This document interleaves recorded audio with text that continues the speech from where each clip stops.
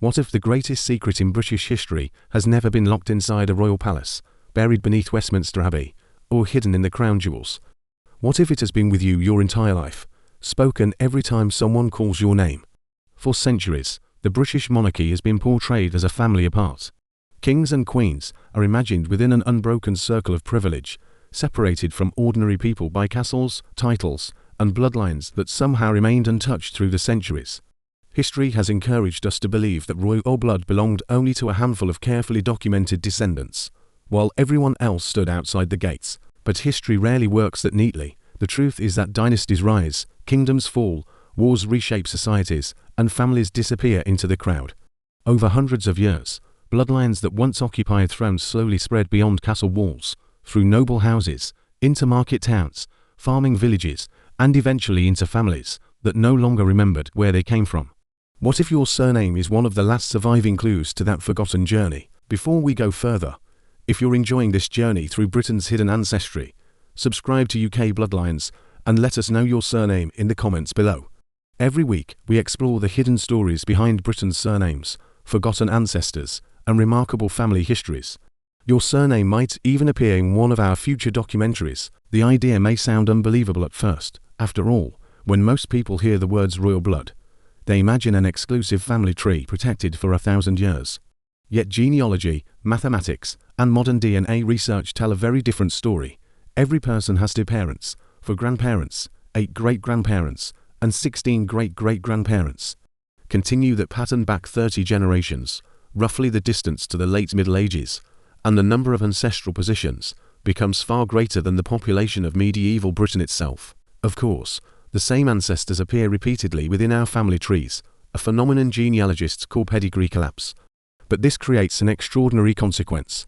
Instead of our ancestry becoming more exclusive, it becomes increasingly interconnected. Families that once seemed completely unrelated begin sharing the same medieval ancestors over and over again. This changes everything. It means the question is no longer whether royal blood left the palace. The real question is how far it traveled. And to understand that, we first need to abandon one of the greatest myths ever created about medieval Britain, a myth that begins inside a single room. Picture, for a moment, Westminster Hall in the year 1295. The roof soars above you, the largest in Europe, its oak beams carved by hand a generation earlier. Torches smoke in iron brackets along the walls. Lords in fur-trimmed robes speak in Norman French. Clerks scratch Latin onto parchment. Servants carry platters of venison, past armed men who have ridden 4 days to be here. Somewhere near the high table, the king himself listens, watches, and decides. This was not a lonely throne in an empty hall. The medieval court was one of the busiest, most tangled places in Europe, a small city of families, ambitions, and obligations, all packed beneath a single roof. And it was here, in rooms like this, that the royal family did not stand apart from society. It stood at the very center of it. Medieval kings ruled through people. They depended on noble families, military commanders, bishops, wealthy merchants, trusted advisors, royal officials, and countless servants who kept the kingdom functioning. Every feast, every council meeting, every diplomatic mission, every military campaign, and every royal wedding brought influential families together. Friendships formed, alliances were negotiated, marriages were arranged, rivalries erupted. Behind the grand ceremonies existed an intensely human world of ambition, affection, betrayal, and opportunity. One of the greatest examples comes from the Plantagenet dynasty, a family that ruled England for more than 3 centuries. Their reign shaped medieval Britain through conquest, civil war, expansion, and political intrigue. Yet despite their immense power, the Plantagenets were anything but isolated. Kings married foreign princesses to strengthen alliances across Europe. Their children married into powerful noble houses, younger sons established cadet branches. Daughters became queens abroad or married influential earls at home. Every generation created dozens of new family connections extending far beyond the royal household. But there is one part of the story historians rarely mention, and it changes everything we think we know about royal blood. The children history tried to forget. Royal illegitimate children were far more common than many people realize. Although they rarely inherited the throne, they were seldom abandoned.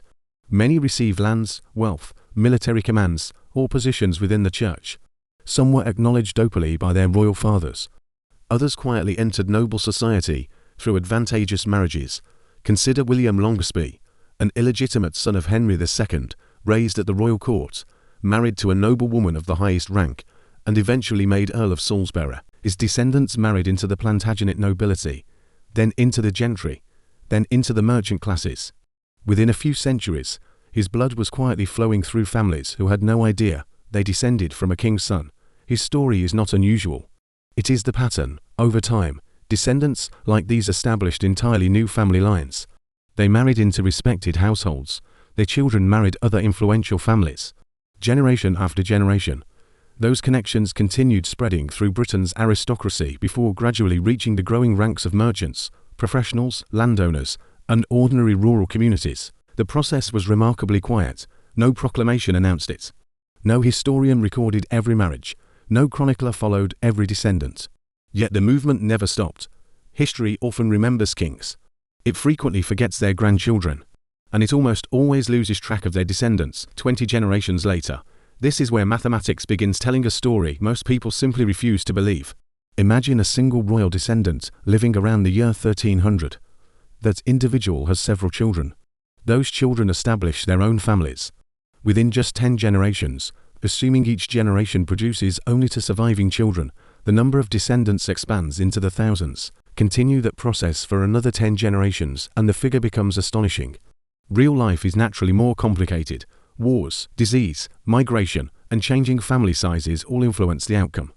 But the overall direction remains the same. Over centuries, successful family lines spread. They do not remain confined. This principle explains why genealogists often say that if you have substantial British ancestry stretching back several centuries, there is a good chance your family tree overlaps with numerous medieval noble families, not because your family remained noble, but because nobility itself gradually became part of the wider population. And nowhere illustrates this better than the aftermath of England's bloodiest internal conflict. The Wars of the Roses, fought during the 15th century, transformed Britain's ruling elite forever.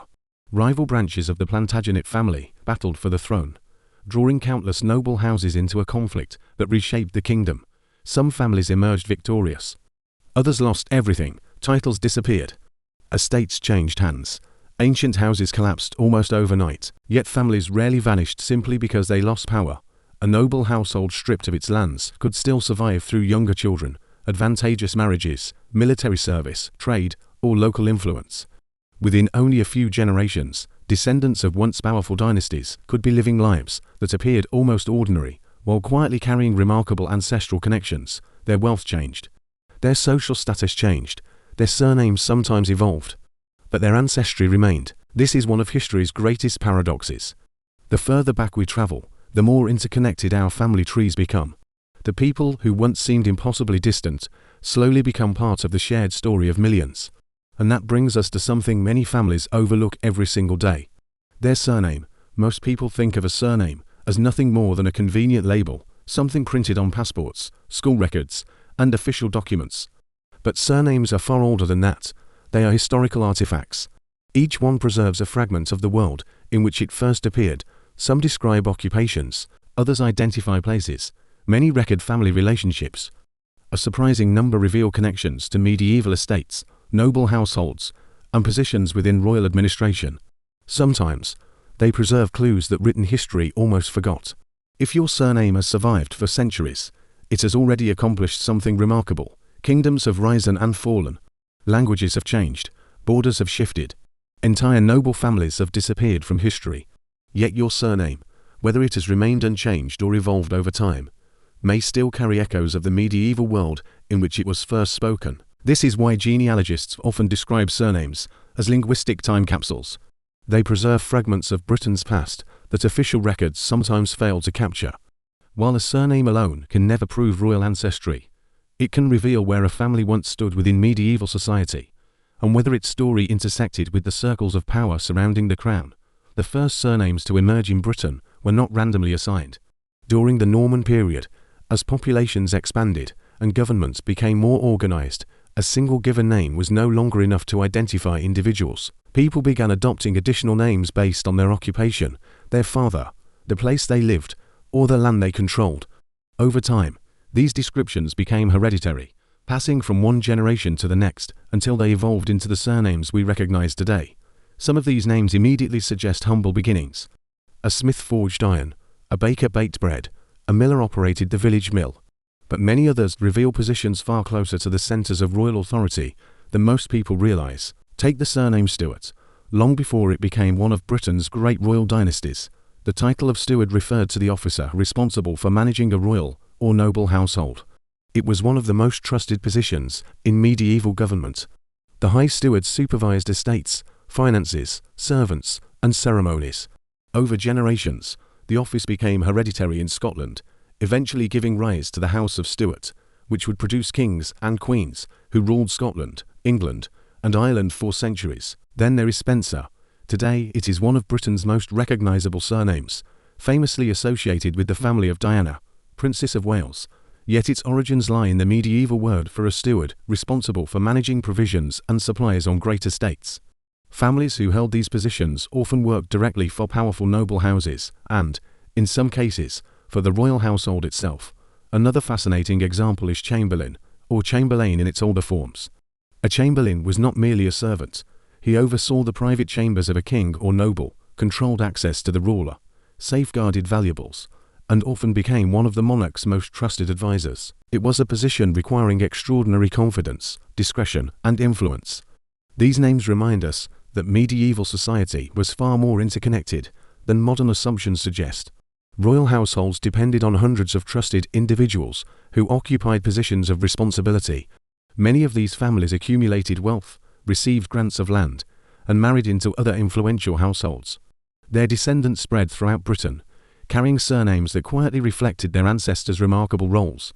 But to truly understand how a surname carried a family from royal chambers to ordinary villages, picture one young man leaving everything behind. Imagine a younger son of a noble household in the year 1380. He stands at the gate of his father's estate with no title, no fortune, and only a surname. His elder brother will inherit the manor, the coats of arms, the place in the chronicle. He will inherit a name, and the clothes on his back. He rides south. He finds work in a market town. He marries a merchant's daughter. His sons become tradesmen. Their sons become farmers. Within 4 generations, nobody in the family remembers the manor gate, the coat of arms, or the king's court. But the name survives, and 500 years later, a great-great-great-great-great-granddaughter puts that same name on a school register, a passport, an email signature, with no idea where it once walked. This is the silent journey of thousands of British surnames. Locational surnames tell another equally fascinating story. Names such as Neville, Percy, Howard, Clifford, Douglas, or Graham often originated from estates, villages, or territories controlled by influential families. In many cases, the land itself became inseparable from the family that governed it. While not every modern bearer descends directly from those medieval nobles, the surname often points toward a shared geographic and historical origin that deserves closer investigation. One of the most dramatic examples is the Howard family. Rising to extraordinary prominence during the late Middle Ages, the Howards became one of England's most powerful noble houses. Their descendants married into numerous aristocratic families, served the crown for generations, and left an enormous genealogical footprint across Britain. Similar stories can be told of the Percys in Northumberland, the Douglases in Scotland, and the Nevilles during the Wars of the Roses, yet history's greatest surprises are often found in families that no longer carry famous titles. The passage of time has a remarkable way of disguising ancestry. Political upheaval accelerated the process. Civil wars, outbreaks of plague, changing economies, and shifting loyalties constantly reshaped the social landscape. Families that once stood close to the throne could, within only a few generations, be farming land in Yorkshire, trading wool in East Anglia, or running businesses in growing market towns. Their descendants rarely knew the full story. Records were lost, church registers burned, family traditions faded, yet surnames often survived. This is precisely why genealogy has become such a fascinating discipline. Modern researchers no longer rely solely on royal chronicles or noble pedigrees. Instead, they combine parish registers, tax records, wills, land grants, military rolls, university archives, and DNA evidence to reconstruct family histories that were once thought impossible to recover. Occasionally, those discoveries are astonishing. In one remarkable case, researchers traced an ordinary English farming family back through parish records, manorial rolls, and a single surviving land grant to a documented descendant of an acknowledged son of a medieval king. No family legend had survived. No title had been passed down. The only thread still connecting them to the medieval court was the name itself, quietly carried through 600 years of ploughing, marrying, and ordinary living. History was never confined to castles. It quietly flowed into the wider population, one generation at a time. Of course, this also means we must be careful. The internet is filled with claims that a particular surname automatically proves descent from a famous royal house. That is simply not how genealogy works. A surname is a clue, not a conclusion. Thousands of unrelated families can share the same surname through independent origins, regional variations, adoption, or simple coincidence. Genuine family history requires documentary evidence, careful research, and increasingly, support from genetic testing. But even with those limitations, surnames remain one of the most powerful starting points available. They tell us where to begin asking questions. Where did your family first appear? Which county did they come from? Did they live near a royal manor? Were they connected to a noble estate? Did they serve powerful households? Sometimes, the answers lie hidden in records that have remained untouched for centuries. And sometimes, the greatest breakthrough comes not from old parchment, but from something far older than ink itself, a witness that has been waiting inside you since the day you were born. If you're enjoying this journey through Britain's hidden ancestry, take a moment to subscribe to UK Bloodlines and share your surname and the county your family comes from in the comments below. You never know who else may be researching the very same family line, and your story could help unlock another piece of Britain's remarkable past, because in the next part of our story, that witness finally speaks. Your DNA, 4 generations, tracing royal ancestry depended almost entirely on paper. Historians searched through faded parish registers, medieval charters, tax rolls, wills, and family Bibles, hoping to bridge the centuries, one document at a time. But paper has limits. Fires destroyed archives. Wars erased entire collections. Countless births, marriages, and deaths were never recorded at all. Even among noble families, the historical record is filled with gaps. Today, however, another witness has entered the investigation. It has no memory of politics, no loyalty to family legends, and no interest in preserving anyone's reputation. It is your DNA. Every cell in your body carries a biological record stretching back thousands of years. It cannot tell you the name of every ancestor, but it preserves patterns that reveal how populations moved, mixed, and expanded across generations. For genealogists, it has become one of the most powerful tools ever developed. One of the most valuable forms of genetic evidence is why DNA, passed almost unchanged from father to son. It follows the direct paternal line in much the same way that many surnames have traditionally been inherited in most of England and Wales from the later Middle Ages onward. Because mutations occur only gradually, men who share a common paternal ancestor can often be identified even when that ancestor lived hundreds, sometimes thousands of years ago. This has transformed historical research. Scientists and genealogists have compared the y-DNA of living descendants from well-documented noble families with that of individuals carrying the same or related surnames. In some cases, the results have confirmed family traditions that had survived for centuries. In others, they have revealed unexpected branches that had disappeared from written history altogether. But one discovery, beneath an ordinary car park in the English Midlands, would change everything historians thought they knew. In 2012, beneath a car park in Leicester, archaeologists uncovered a skeleton. For more than 500 years, the king's final resting place had remained uncertain. But historians did not rely on the location alone. They combined archaeological evidence with DNA analysis drawn from living maternal descendants, and confirmed the identity of King Richard III with remarkable confidence.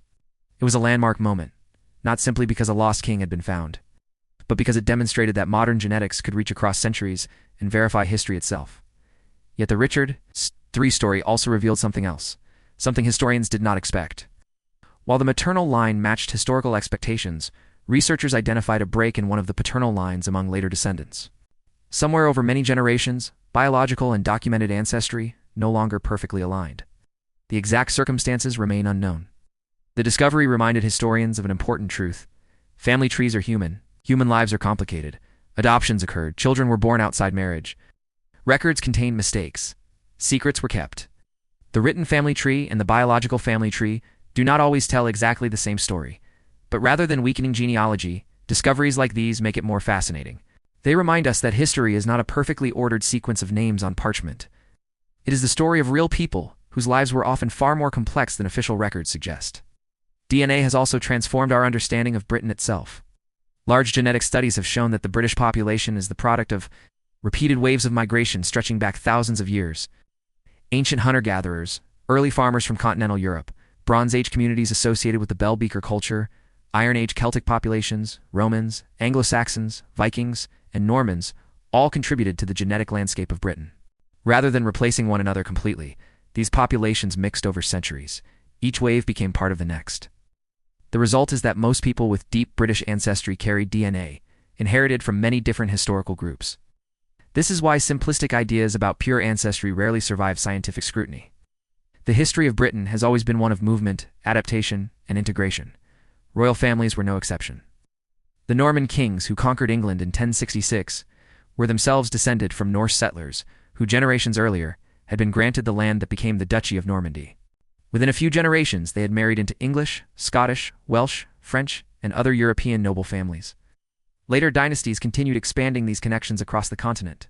Royal blood was never isolated. It was constantly mixing with other noble families. Those noble families married into the gentry married prosperous merchants and landowners. Generation after generation, the boundaries became increasingly blurred. This is where mathematics becomes just as important as genetics, and where a single number overturns everything we thought we knew about who is descended from whom. Genealogists often distinguish between two very different ideas: a genealogical ancestor and a genetic ancestor. A genealogical ancestor is simply someone who appears in your family tree. A genetic ancestor is someone from whom you actually inherited measurable DNA. As generations pass, you inherit smaller and smaller pieces of DNA from each individual ancestor. Eventually, some ancestors contribute no detectable DNA at all, even though they remain genuine members of your family tree. This creates a fascinating paradox. You may genuinely descend from a medieval king without carrying any identifiable segment of that king's DNA today. Likewise, someone else may carry genetic markers shared with ancient populations without possessing detailed documentary records connecting them to famous historical figures. This distinction matters enormously because it prevents exaggerated claims.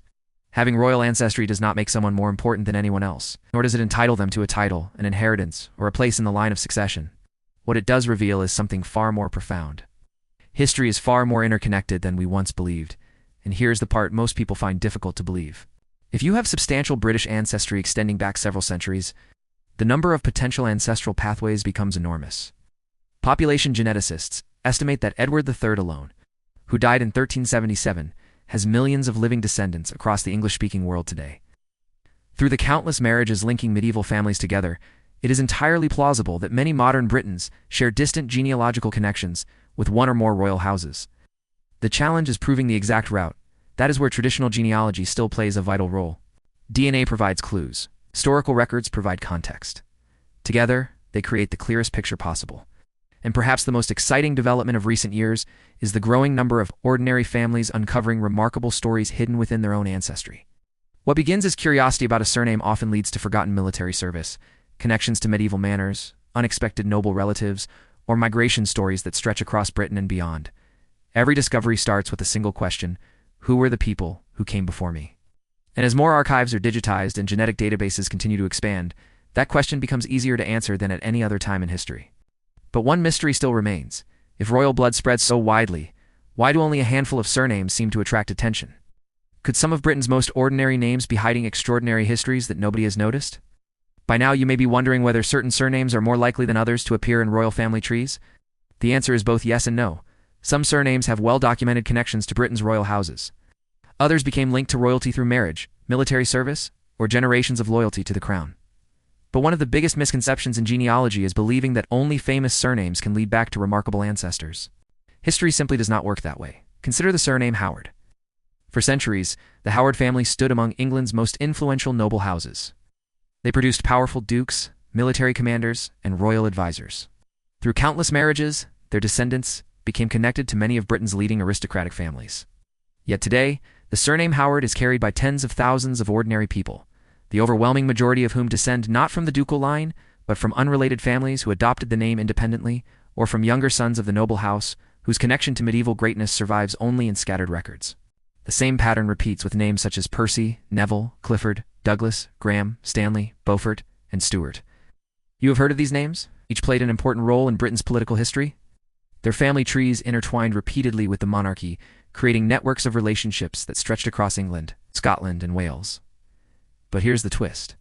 Most descendants of these families never inherited castles or titles. They inherited something far less obvious: their ancestry. To see how this happened, return for a moment to that 15th century noble house. Two brothers stand in the same hall.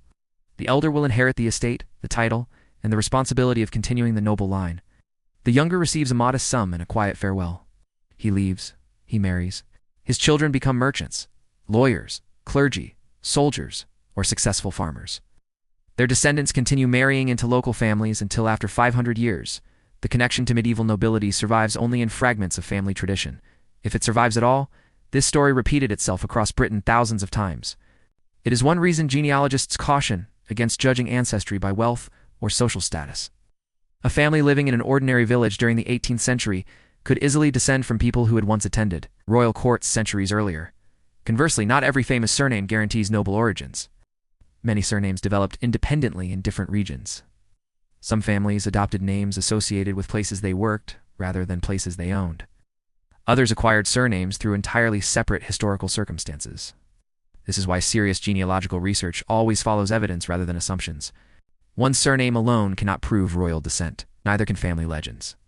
Almost every genealogist has encountered stories claiming descent from William the Conqueror, Robert the Bruce, or one of Henry VIII's children. Some traditions eventually prove remarkably accurate. Many others dissolve under careful examination. The excitement lies in the investigation itself. Every census record, parish register, marriage license, military roll, and land deed becomes another piece of an enormous historical puzzle, and sometimes the discoveries are breathtaking. A few years ago, researchers investigating an apparently unremarkable family in the West Country uncovered, through a chain of parish records and a single surviving land grant, a documented line to a younger son of a Plantagenet lord. The family had spent generations as tenant farmers. No title had crossed their threshold in 400 years. Yet the name they carried had once been spoken inside the very hall where that Plantagenet lord had dined with the king. That is not a fairy tale. That is how British ancestry actually works. History is rarely lost forever. It is often simply waiting to be rediscovered. But perhaps the greatest surprise comes when we stop thinking about royalty as a tiny, exclusive group and begin seeing it as part of Britain's much larger family story. The kings and queens who shaped British history were also parents. Their children became grandparents. Those grandchildren became great-grandparents. Generation after generation, their descendants multiplied, spreading across the country through thousands of ordinary lives. The further we move away from the medieval period, the more those family branches overlap. A marriage in Yorkshire connects to another in Northumberland. A Scottish noble family marries into an English household. A Welsh landowner's daughter marries a prosperous merchant. Within only a few centuries, the web becomes astonishingly complex.